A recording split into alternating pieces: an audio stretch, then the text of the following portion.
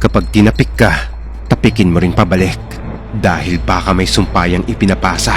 Story time. Ako si Sophia at ayoko sanang ikwento to kasi walang ibang nakakaalam nito kundi kami lang. Nagsimula ang lahat ng to taong 2019. Naglalaro kami ng kuya ko sa daan sa barangay namin sa may Tarlac City. Simpleng habulan lang. Habang nagkakatuwaan kami, bigla niyang nabangga ang isang matandang babae na taga sa amin din. Agad siyang nagsorry at sinabihan niya yung matanda ng, "Ang ganda niyo po ngayon ah." Para hindi magalit to. Pero kabaliktaran ang nangyari. Biglang hinablot ng matanda yung kuya ko at tinapik siya na galit na galit. Nang bitawan niya si kuya, hinila ko siya kaagad at inaya na lang na umuwi. Baka kasi kung ano pang gawin sa amin ng matanda na to. Bata pa kami nito eh, kaya wala kaming alam sa kulam-kulam o barang-barang na yan. Alam niyo ba ngayon na pwede niyo nang malaman kung ano nga ba ang kulam at barang? At saan to nagmula? Tutulungan tayo ni Sisi na sagutin yan. Sa folklore ng Pilipinas, ano ang barang at kulam? At saan ito nagsimula? Sa folklore ng Pilipinas, ang barang at kulam ay dalawang magkaibang uri ng mahika. Bagamat parehong may kinalaman sa mga supernatural na kapangyarihan, hindi lang yan ang kayang gawin ni Sisi. Kaya ka rin niyang tulungan sa mga assignment, school projects, kahit mga tutorial ay pwede ka rin niyang turuan tulad ng English at Math. Dahil kay Sisi App, kaya niyang sagutin ng mga problemang kailangan mo ng solusyon. At ang kagandahan dito, 100% free to. Kaya ano pang hinihintay mo? Subukan mo na rin. Pagka uwi namin, napansin ko kagad na may iba na kay kuya. Parang hindi na siya. Kasi tahimik, balisa, at parang lagi na siyang takot. Isang araw, tinanong ko siya kung okay lang ba siya. At ang sabi niya sa akin, nakikita ko yung matanda doon sa loob ng aparador ko. Akala ko nito, tinatakot niya lang ako. Pero tuloy-tuloy niya lang tong binabanggit sa akin. Araw-araw, linggo-linggo, hanggang umabot ng 5 buwan o higit pa. Hindi napapansin nila mama to kasi madalas silang wala sa bahay. Hanggang isang araw, naglakas loob akong sabihin kay mama ang nangyayari kay kuya. Pero hindi ko alam kasi parang alam ni kuya yung balak ko. Nung magsusumbong na kasi ako, inabangan niya ako sa may hagdanan at lumapit siya sa akin at binulungan niya ako. Kapag nagsumbong ka, tatapusin din kita.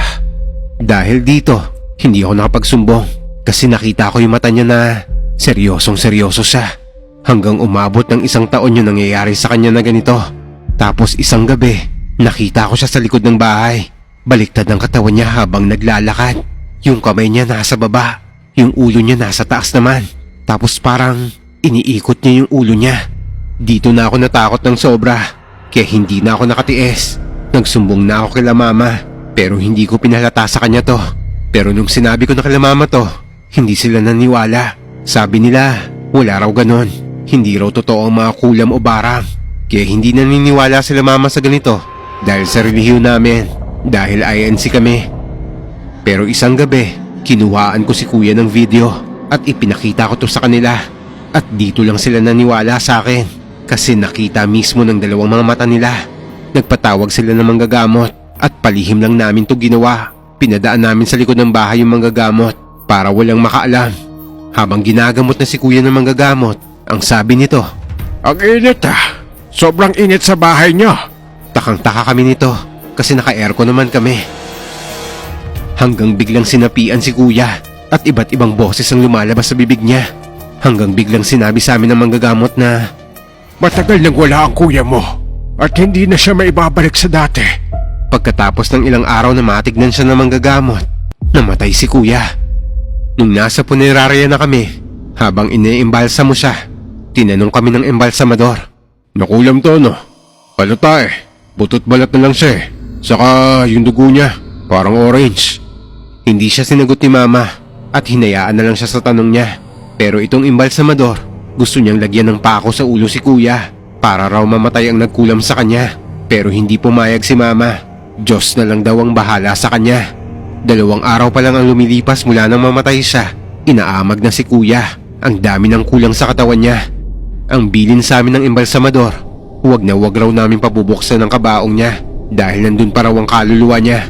Kasi kapag binuksan daw yon, baka raw tuluyan siyang makuha. Sa mga araw ng burol niya, kung ano-anong hayop ang nakikita namin sa paligid.